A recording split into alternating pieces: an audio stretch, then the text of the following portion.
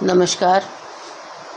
हम लोग श्रीमद् भागवत महापुराण के प्रथम स्कंद के 19 अध्यायों का अध्ययन कर चुके हैं और आज श्रीमद् भागवत महापुराण के द्वितीय स्कंद के प्रथम अध्याय को शुरू करने जा रहे हैं। अथ प्रथमो अध्याय ध्यान विधि और भगवान के विराट स्वरूप का वर्णन। ओम नमो भगवते वासुदेवाय नमः। श्री सुखदेव जी ने कहा, परीक्षित, तुम्हारा लोकहित के लिए किया हुआ ये प्रश्न बहुत ही उत्तम है। मनुष्यों के लिए जितनी भी बातें सुनने, स्मरण करने या कीर्तन करने की है, उन सब में ये श्रेष्ठ है। आत्मज्ञानी महापुरुष ऐसे प्रश्न का बड़ा आदर करते हैं। राजेंद्र, जो गृहस्थ घर के काम धंधों में उलझे हुए हैं, अपने स्वरूप को नहीं जानते, उनके लिए हजारों बातें कहने, सुनने एवं सोचने करने की रहती हैं। उनकी सारी उम्र यूं ही बीत जाती है। उनकी नींद या स्त्री प्रसंग से कटती है और दिन धन की हाय हाय या कुटुंबियों के भरण पोषण में समाप्त हो जाता है।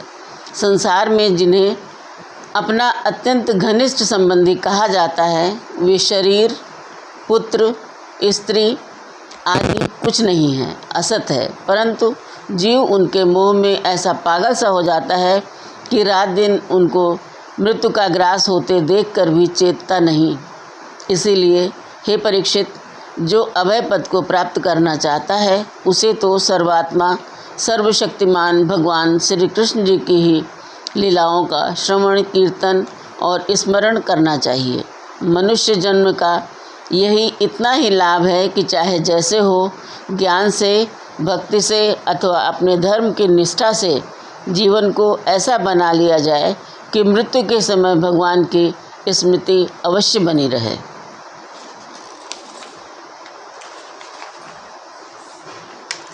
हे परीक्षित, जो निर्गुण स्वरूप में स्थित हैं एवं विधि निषेध की मर्यादा को लांघ चुके हैं, वे बड़े बड़े ऋषि मुनि भी प्रायः भगवान के अनंत कल्याण में गुण गणों के वर्णन में रमे रहते हैं। द्वापर के अंत में अथवा इस भगवत स्वरूप अथवा देवतुल्य श्रीमद् भागवत नाम के महापुराण का अपने पिता श्री कृष्ण द्वैपायन से मैंने अध्ययन किया था।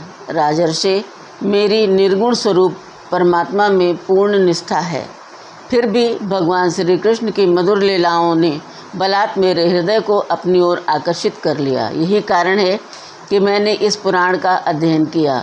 तुम भगवान के परम भक्त हो, इसलिए मैं तुम्हें इसे सुनाऊंगा। जो इसके प्रति श्रद्धा रखते हैं, उनकी शुद्ध चित्त वृत्ति भगवान श्री कृष्ण के चरणों में अनन्य प्रेम के साथ बहुत शीघ्र लग जाती है। जो लोग लोक या परलोक की किसी भी वस्तु की इच्छा रखते हैं या इसके विपरीत संसार में दुख का अनुभव करके जो उससे विरक्त हो गए हैं और निर्भय मोक्ष पद को प्राप्त करना चाहते हैं, उन साधकों के लिए तथा योग संपन्न सिद्ध ज्ञानियों के लिए भी समस्त शास्त्रों का यही निर्णय है कि वे भगवान के नामों का प्रेम से संकीर्तन करें।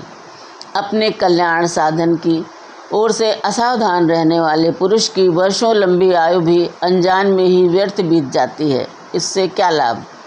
सावधानी पूर्वक, ज्ञान पूर्वक बिताई हुई घड़ी 2 घड़ी भी श्रेष्ठ है, क्योंकि उसके द्वारा अपने कल्याण की चेष्टा तो की जा सकती है।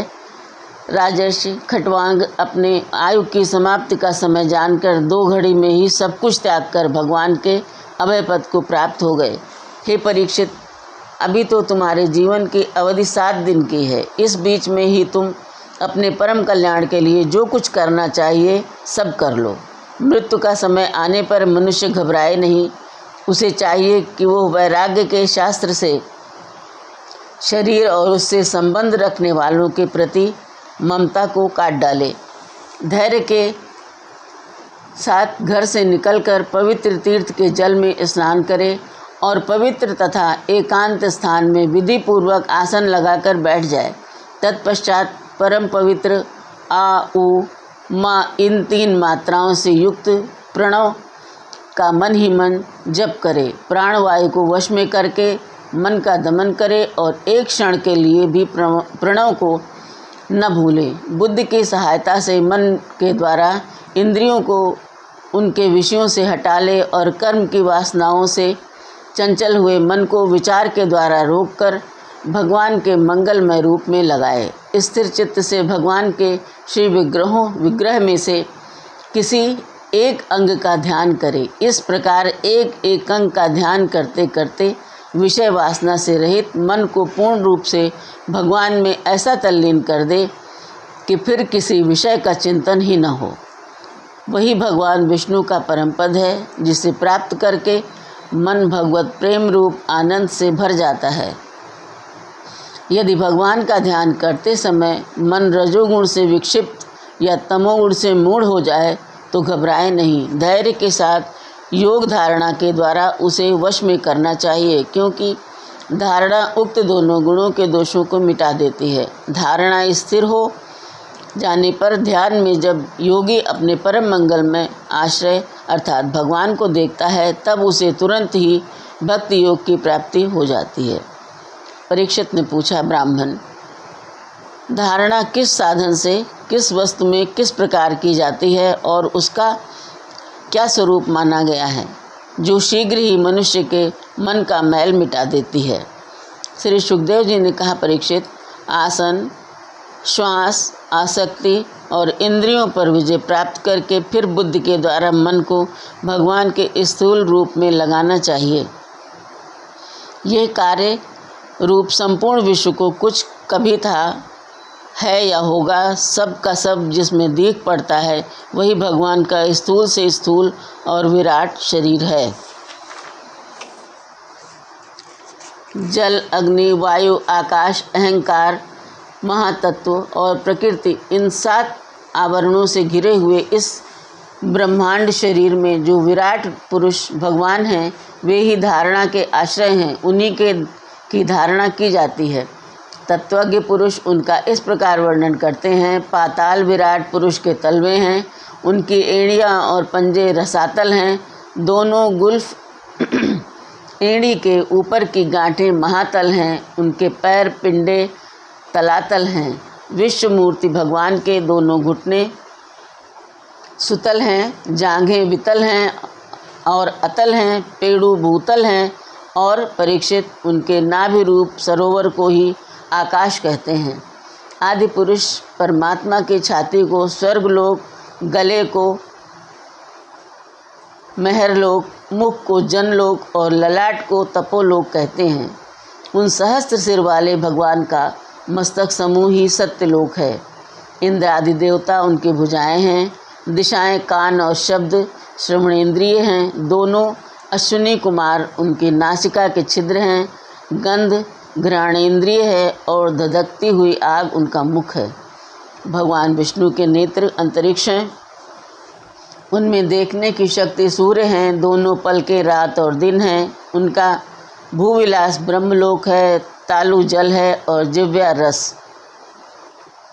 वेदों को भगवान का ब्रह्मरंध्र कहते हैं और यम को दाढ़ें। सब प्रकार के स्नेह, दांत और उनकी जगन मोहिनी माया को ही उनकी मुस्कान कहते हैं।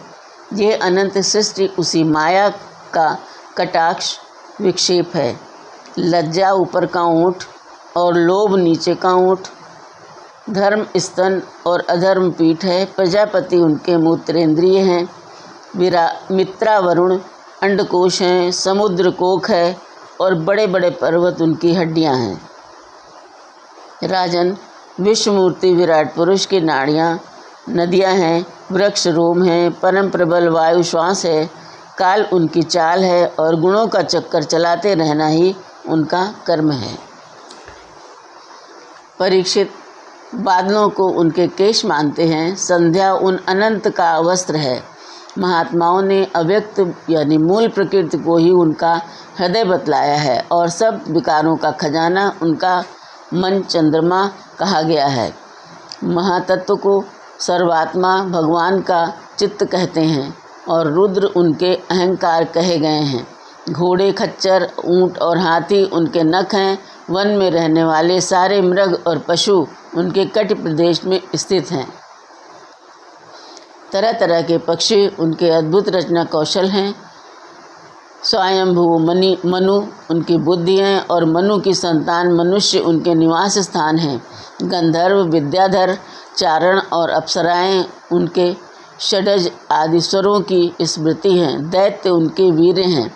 ब्राह्मण, मुख क्षत्रिय, भुजाएं वैश्य, जंघाएं और शूद्र उन विराट पुरुष के चरण हैं। विविध देवताओं के नाम से जो बड़े बड़े द्रव्य में यज्ञ किए जाते हैं वे उनके कर्म हैं। परीक्षित, विराट स्वरूप भगवान के स्थूल शरीर का यही स्वरूप है, सो मैंने तुम्हें सुना दिया। इसी में मुमुक्षु पुरुष बुद्धि के द्वारा मन को स्थिर करते हैं, क्योंकि इससे भिन्न और कोई वस्तु नहीं है। जैसे स्वप्न देखने वाला स्वप्नावस्था में अपने आप को ही विविध पदार्थों के रूप में देखता है, वैसे ही सबकी बुद्धि वृत्तियों के द्वारा सब कुछ अनुभव करने वाला सर्वांतर्यामी परमात्मा भी एक ही है। उन सत्य स्वरूप आनंद निधि भगवान का ही भजन करना चाहिए। किसी भी वस्तु में आसक्ति नहीं करनी चाहिए, क्योंकि ये आसक्ति जीव के अधःपतन का हेतु है। इति श्रीमद्भागवत महापुराण का प्रथम अध्याय समाप्त।